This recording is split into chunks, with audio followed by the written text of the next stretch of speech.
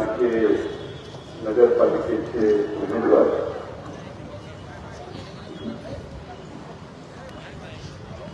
नगराध्यक्ष पदाचे माननीय आनंदराव संभाजीराव मनमुंडे दादा, राष्ट्रवादी काँग्रेस पक्षाचे जिल्ह्याचे अध्यक्ष देवराज पाटील, आमचे ज्येष्ठ मार्गदर्शक शामराव अण्णा पाटील, या ठिकाणी मुद्दामून उपस्थित असणारे माननीय रणजित मंत्री साहेब,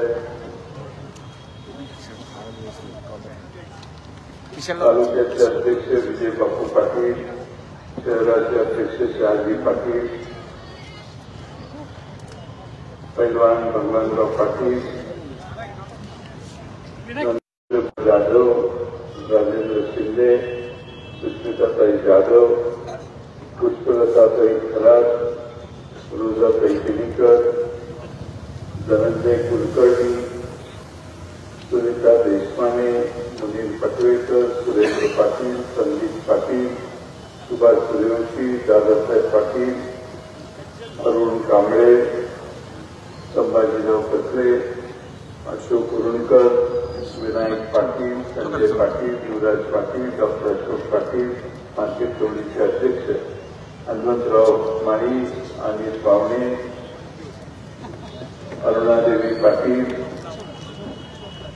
ॲडव्होकेट धैर्यशील पाटील, दिग्विजय पाटील, शंकरराव पाटील, शंकरराव चव्हाण, अमृत पाटील, संग्राम जाधव, शैलेश पाटील, कोमल बनसोडे, विलास पाटील, राजकुमार कांबळे, इंदुराव माळी, संजय पाटील दनी, राजेंद्र देसाई, किरणी पुणेकर, संजय नागमाळे, डॉक्टर संग्राम पाटील, सचिन कोळी, सुनील मनगुंडे, सर्वच व्यासपीठावरील मान्यवर आणि उरण ईश्वरपूर या शहराच्या या नगरपालिकेच्या निवडणुकीत उपस्थित असणारे आपण सर्व मान्यवर, छत्रपती शिवाजी महाराजांचा आणि महामानव डॉक्टर बाबासाहेब आंबेडकरांच्या पुतळ्याच्या साक्षीनं आज आमच्या मनगुंडे दादांच्या उमेदवारीचा अर्ज भरण्यासाठी पहिली सभा होते. ऊन प्रचंड आहे, इतकं ऊन येत आहे की अनेकांची पंचायत आम्हाला वरून दिसते, पण तरी देखील सकाळी 10:30 वाजल्यापासून इथं तुम्ही आलेला आहात, बसलेला आहात. पोलिसचे बिचारे बराच वेळ उभे होते, पण त्यांनी सावलीचा आसरा घेतला. म्हणजे आपल्याला उन्हाची तीव्रता लक्षात यावी म्हणून मी सांगतो. नाहीतर प्रशासकीय राजवट महाराष्ट्राच्या 220 पेक्षा जास्त नगरपालिकेमध्ये, महापालिकेमध्ये, जिल्हा परिषदामध्ये, पंचायत समितीमध्ये चालू होती. गेले 3 वर्ष या सगळ्या संस्थांचा आणि सामान्य नागरिकांचा संपर्क तुटलेला होता. याच्यामधला सामान्य नागरिकांशी संपर्क करणारा जो दुवा असतो तोच यांनी निवडणूक न लावल्यामुळं निर्माण झाला. निवडणूक आयोगाचे आभार यासाठी आहेत की त्यांनी निवडणूक आयोगाने निर्णय घेतल्यामुळं आज किमान या निवडणुका तरी होतात. या निवडणुका स्वच्छ, चांगल्या, निर्मळ वातावरणात होतील अशी आमची अपेक्षा आहे. महेश पाटलांची 2-3 भाषणं मी ऐकली. त्यावेळी या निवडणुकीत काही मंडळ उभा राहण्याची शक्यता आहे, काही तडीपार लोक उभे राहण्याची शक्यता आहे. आणि या शहराला अशा लोकांचा विळखा बसू नये ही त्यांची पहिली भूमिका आहे. आज ते पक्ष पलीकडचा सोडून दुसरा आले, त्याच्या मागची सगळ्यात मोठी प्रेरणा आणि भूमिका ही आहे की हे शहर गुन्ह्यांच्या ताब्यात जाता कामा नये. मोका लागलेले, आत जाऊन आलेले राजोत्सवाने फिरायला लागले, तुमच्या दारातील मतं मागायला लागले. ज्या पद्धतीने गुन्हे गुन्हे झाले ज्याची नोंद या शहराला आहे ती लोक आमच्या समोरच्या बाजूला लोकांच्या मध्ये जाऊन आज मतं मागतात. सामान्य लोक काही बोलत नाही. रुरल ईश्वरपूरच्या नगरीतल्या सामान्य माणसाच्या सत्सद बुद्धीला माझा पूर्ण त्यांच्यावर विश्वास आहे.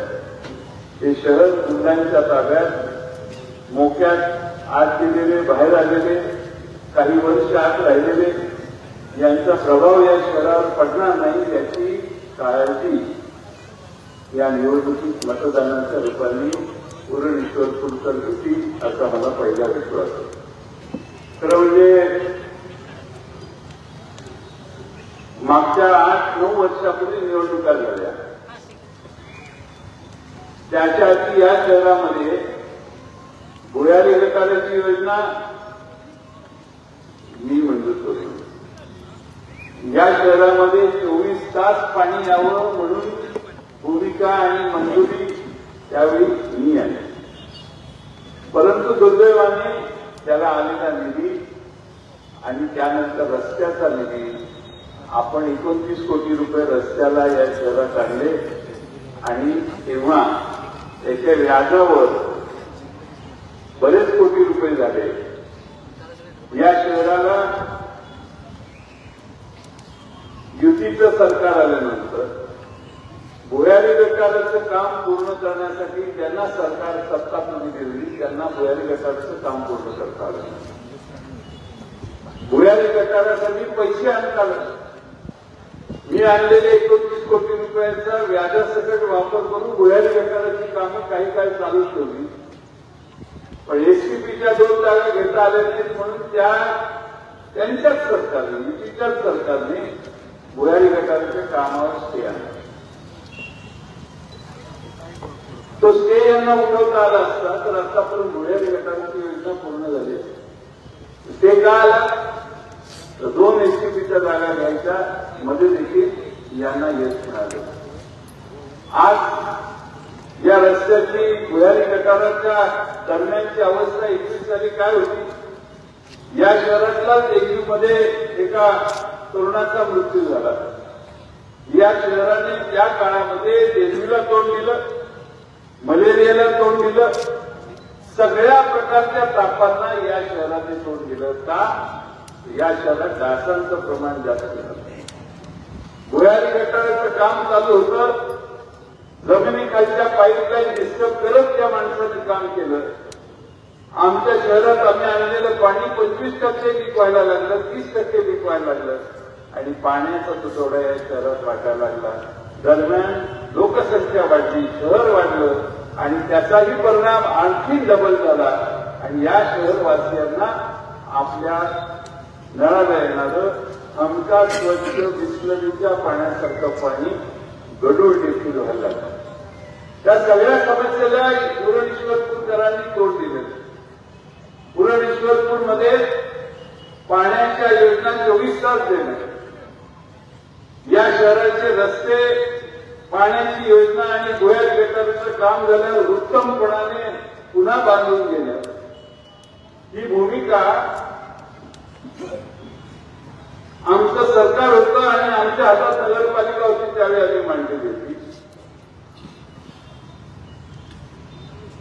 9 वर्षानं ज्यांच्या हातात तुम्ही सरकार दिलं, या शहर दिलं, त्यांच्या मंत्र्यांनी तुम्हाला सांगितलं की यांना निवडून द्या, आम्ही ह्या गोष्टी पूर्ण करतो. काय पूर्ण करतो म्हणजे भुयारी गटार पूर्ण करतो म्हणजे झालं नाही पूर्ण. काय पूर्ण करतो? 24 तास पाणी देतो म्हणजे दिलेलं नाही. रस्ते चांगले करतो म्हणजे केलेले नाही. 9 वर्षाच्या काळात यांना ह्या गोष्टी करता आल्या नाहीत हे चंद्रकांत दादांनी जाहीरपणानं स्टेजवर सांगितलं आणि सांगितलं यांना निवडून द्या, आता इथं पुढारी करतो. मला वाटतं त्यांना विश्वास आहे की आता हे जयंत पाटलांच्या हातात हे शहर जाईल आणि हे सगळी कामं तो करेल. बोलायला काय अडचण आहे. आपलं काम कार्यकर्त्याचे पुढं पूर्ण करण्याची जबाबदारी योग्य माणसाच्या हातात आहे. कुठली नवी गोष्ट या शहरात झाली यादी काढून सांगा.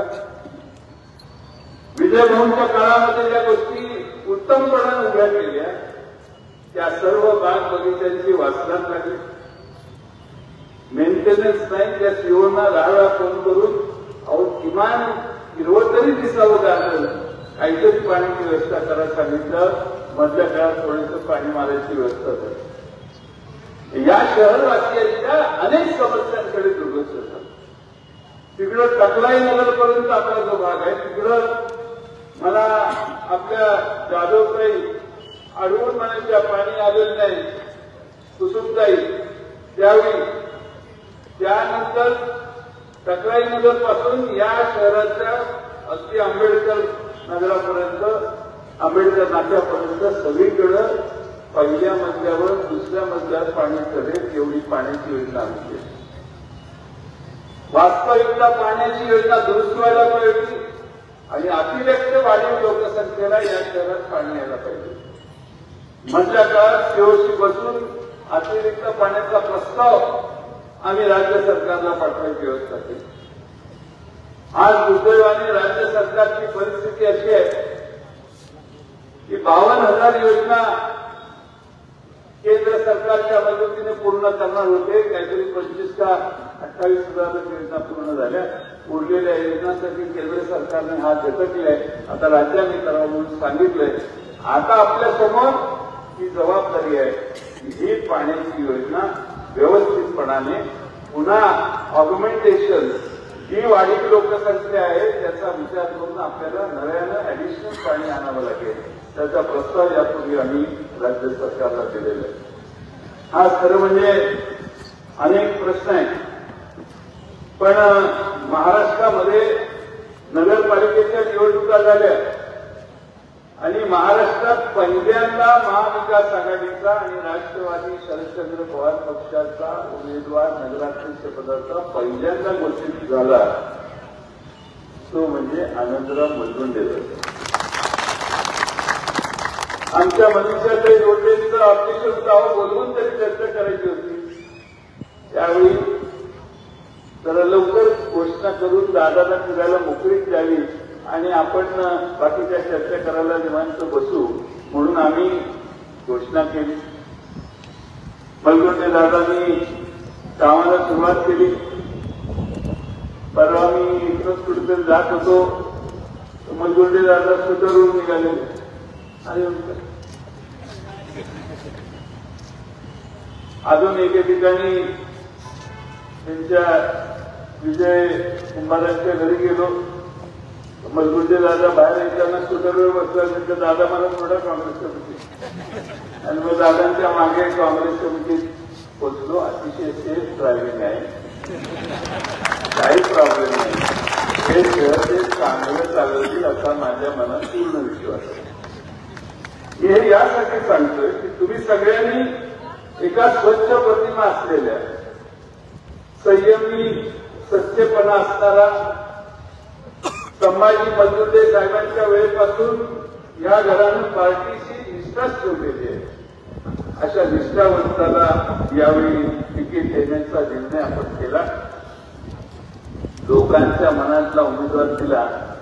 किती टक्कन शहरवासीय एक होतात ते मी असं या निवडणुकीत बघायला. आणि म्हणून आज या शहराला मुलगुंडे दादांच्या नेतृत्वाखाली नवी दिशा मिळेल. खुंटलेला विकास पुढे जाईल आणि पुन्हा एकदा महाराष्ट्रातलं सर्वोत्तम शहर अशी नावलौकिक पुन्हा एकदा या नगरपालिकेच्या पुढच्या 5 वर्षात प्रस्थापित करण्याचं काम मुलगुंडे दादांच्या नेतृत्वाखाली आम्ही करू. मी आणखीन एक सगळ्यांना विश्वास देतो की दर आठवड्याला, दर महिन्याला नगरपालिकेत येऊन मी दादा बसेल. या शहरातले सगळे प्रकल्प मार्गी लावेल. जे आम्ही आज बोलतोय त्या सगळ्या प्रकल्पाला गती देण्यासाठी मी स्वतः मुलगुंडे दादांच्या कार्यालयात जाऊन बसून त्यांच्या नेतृत्वाखाली, त्यांच्या मार्गदर्शनाखाली या शहराच्या या सगळ्या कामांना आम्ही गती द्यायचं काम करतो. खरं म्हणजे आज शासकीय कराचा एक प्रश्न आहे. निवडणूक झाल्यावर पहिला ठराव असेल की या उरणेश्वरपूर शहरामध्ये जो दंड शास्ती लावलेली आहे तो रद्द करण्याचा पहिला ठराव आमची पार्टी सत्तेत आल्यावर घेईल. या शहरामध्ये गुंठेवारीमध्ये विनापरवाना घरं बांधण्यात आलेली आहे. त्यावेळी काही आता प्लॅनच 10 वर्ष आणि 8 वर्ष मंजूर जर झाला नाही तर नागरिकांनी कुणाची वाट बघावी. नागरिकांची चूक नाही, पण हा जो शास्ती कर भरायला कुणाचीच उरणेश्वरपुरात तक्रार नाही, पण कराच्या बरोबर शास्ती लागलेली आहे हे या शहरातल्या नागरिकांना मंजूर नाही. तो रद्द करण्याचा पहिला ठराव विजय कुंभार पहिला ठराव तो आपण नगरपालिकेत गेल्यावर करायला पाहिजे.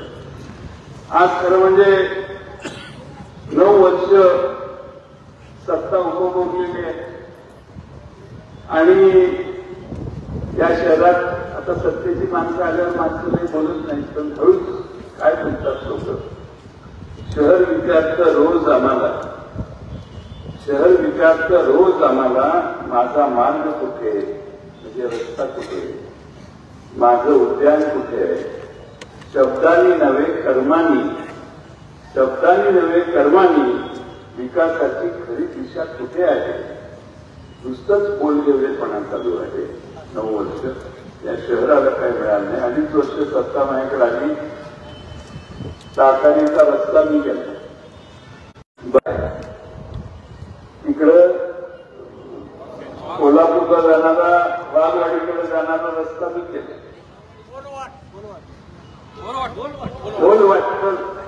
कोलवाट केला, पण जास्त लोकसंख्या ही वापरते. कोलवाट आपल्या उन्हाच्या शेतकऱ्यांसाठी महत्वाचे आहे. मी हे यासाठी सांगतोय की याबरोबर जयंत पाटलांनी केलं तिथलं प्रशासकीय इमारतीला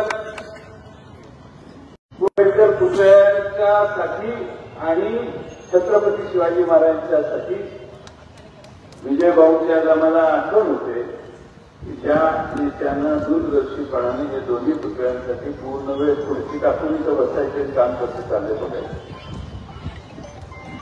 विजयभाऊंच्या खांद्याला खांदा लावून वलमुंडे दादांनी काम केलं.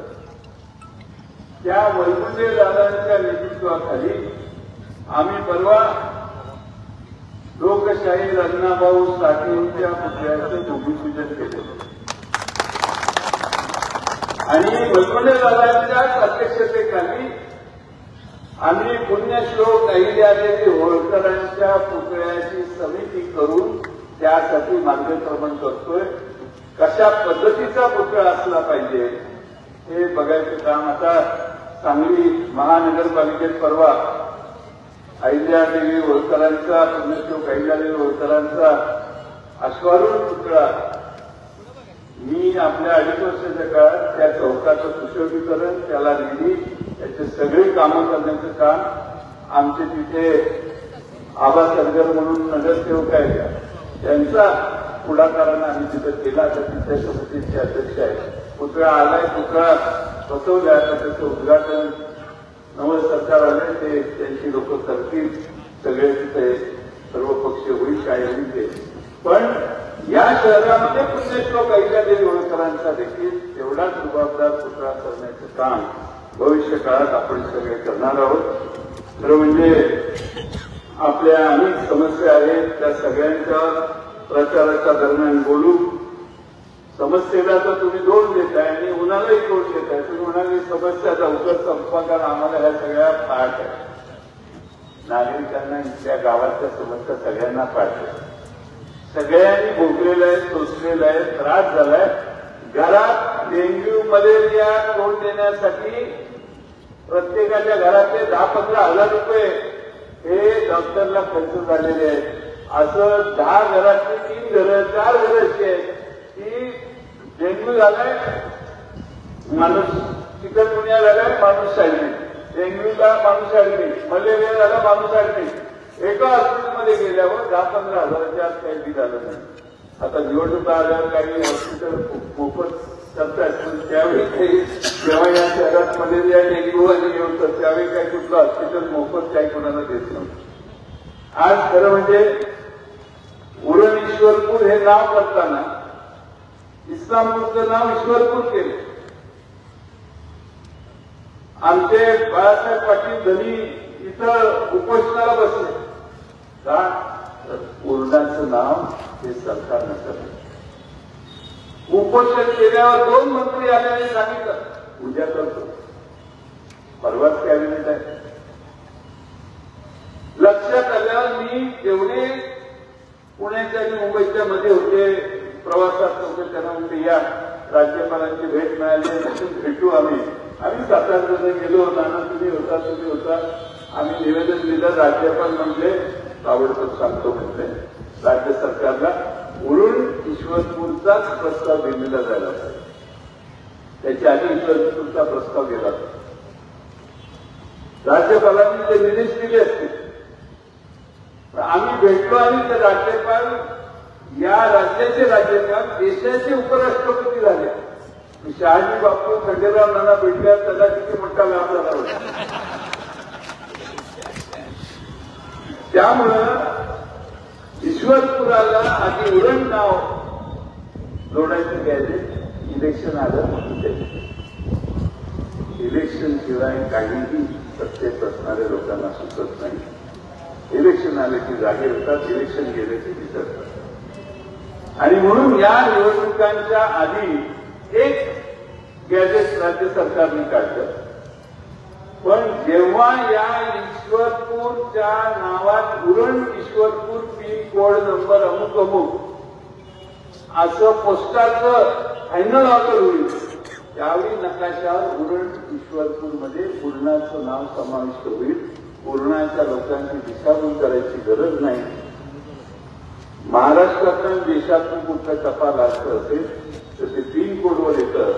जोपर्यंत पोस्टाचा निर्णय होत नाही पिन कोडचा, तोपर्यंत या नाव बदलाचं काम अपुरं आहे. याची तुम्ही सगळ्यांनी घेऊन घ्या. तर म्हणजे सगळ्यात चर्चा होतील. आता निवडणुकीत मी तुमचा वेळ घेणार नाही. म्हणजे सगळं काम करत असताना ज्यांच्या हातात ते सरकार होतं, इस्लामपूर शहर किंवा उरण ईश्वरपूर आता त्याचं नाव केलंय, त्यांना अपयश आलं. त्यांना हे शहर चालूच आलं नाही. हे पहिल्यांदा तुम्ही लक्षात घ्या. त्याच्यासाठी एक भोंगळ कारभाराचा पंचनामा म्हणून कुणीतरी पुस्तिका काढली आहे, सगळ्यांना वाटलेली आहे. सगळ्यांना राष्ट्रवादी काँग्रेस पक्षाच्या वतीने शहाजी बापूंनीच वाटलेली दिसते, तेच प्रकाशित दिसते. हा भोंगळ कारभार जो आहे 9 वर्षाचा, ते आपण सगळ्यांनी सोसलेला आहे. त्याच्यातून शहर मुक्त करायचं असेल तर महाविकास आघाडीला, राष्ट्रवादी काँग्रेस, शरदचंद्र पवार पक्षाच्या उमेदवाराला आपण प्रचंड बहुमतानं वॉर्डात पण आणि नगरपालिकेच्या नगराध्यक्ष पदासाठी देखील विजय करण्यासाठी प्रयत्न करावा. शेवटी निवडणुका आहेत. त्या सगळ्या निवडणुका या आपण सगळ्यांनी बघितलेल्या आहेत. एक आणखीन एक कागद प्रकाशित करण्यात आलेला दिसतोय. शपथनामा जो होता त्याचा पंचनामा. आणि सगळ्या नाहीला की काय होय, काहीच नाही. घोषणा केल्या दर्जेदार रस्ते तयार करणार, काही झालं नाही. गटार बांधून देणार, काही झालं नाही. रस्त्याचे दिवे, पेन ब्लॉक, भुयारी गटार व्यवस्था करणार, झाले नाही. 24 तास पाणी, झालं नाही. पार्किंगची सोय करणार, झाले नाही. शिक्षणाच्या विकासासाठी उरण इस्लामपूर पॅटर्न तयार करणार व शिक्षण मंडळ स्थापन करणार, झालं नाही. पण त्यात शिक्षणापेक्षा गुंडगिरीला जास्त प्राधान्य देणार, हे मुद्दा त्यांचा काही त्यांनी जाहीर केला नव्हता. ते करून दाखवलं. मुलं शाळेत जायच्या ऐवजी व्यसनाधीन करण्याचं काम काही लोकांच्या नेतृत्वाखाली चाललंय. नागरिकांचा नगरपालिकेतर्फे आरोग्य विमा काढणार, झालं नाही. नवजात मुलीची नावे ठेवणार, झालं नाही. नवजात बालकाला लगेच आधार कार्ड देणार, झालं नाही. अत्यावश्यक भाजीपाला आणि मटन मार्केटची उभारणी करणार, झालं नाही. अन्याय विकास आराखड्यात बाधित झालेले नाही, योग्य संरक्षण देणार, झालं.